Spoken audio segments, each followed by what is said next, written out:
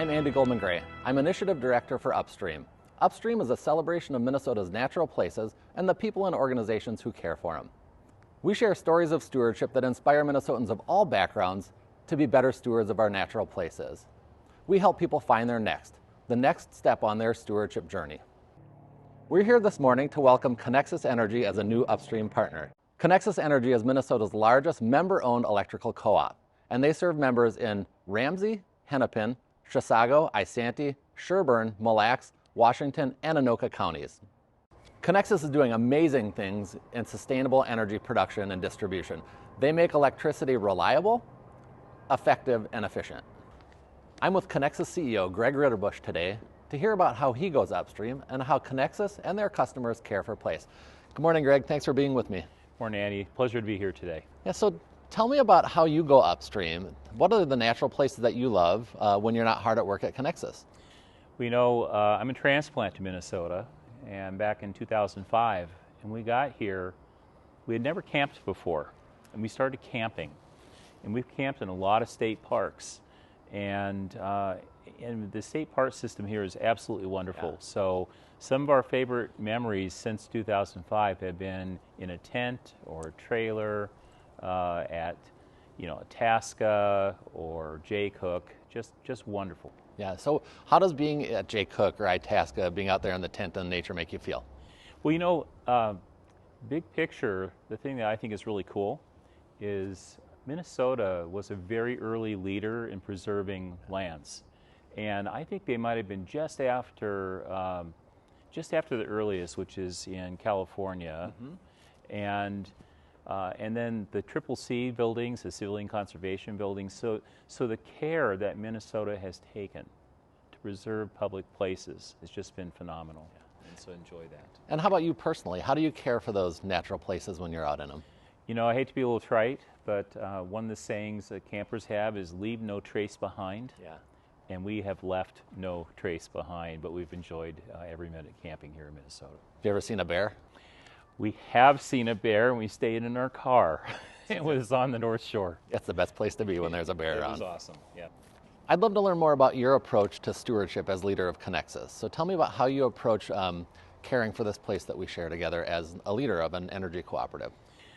Well, first of all, the operative word that you just said is cooperative. So when we think about caring for the places in which we work and live, the cooperative is owned by the members. The cooperative votes for directors that represent their interests here. So we have really high clarity, and our membership has a real sustainable majority that ask us to do things like the solar that we've done and other things. So being a co-op, there's other business models too for utilities, but the clarity you get and the message that you get from the members is something that has been just phenomenal since we've been here. So how do you as leader demonstrate that stewardship when you think about the programs you run or the way you generate electricity? So how do you approach the stewardship of our places? So I'll give you one example, but there's many. Yeah. Depends how long you want to spend. We're sitting behind us is a solar array. It was one of the earliest in the state that had pollinator plantings on it. And at the time it was built in 2014, doesn't seem like very long ago, that was a new practice. And as we thought about it, said, well, that is the right way to go about this. It integrates better into a community. It's aesthetically more attractive.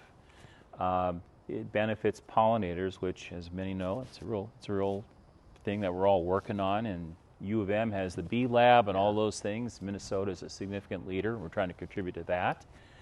And then we've done experimental things that have worked out. We made it a home for apiary.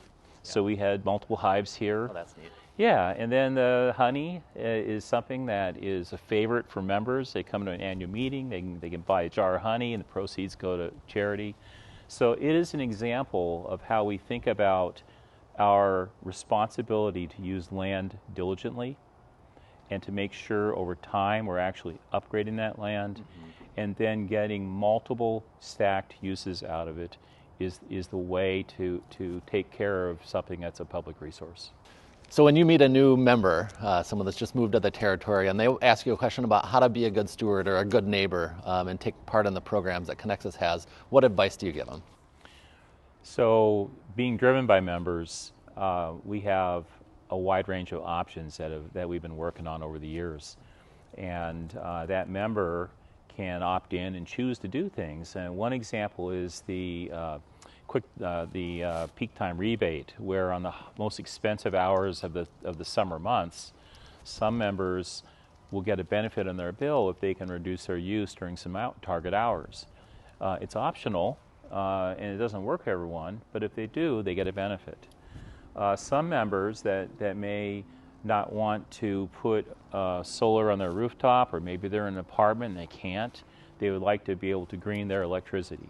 And so we have options for that. We have something called a solar club, and we'll take our solar energy that we make and then green their use.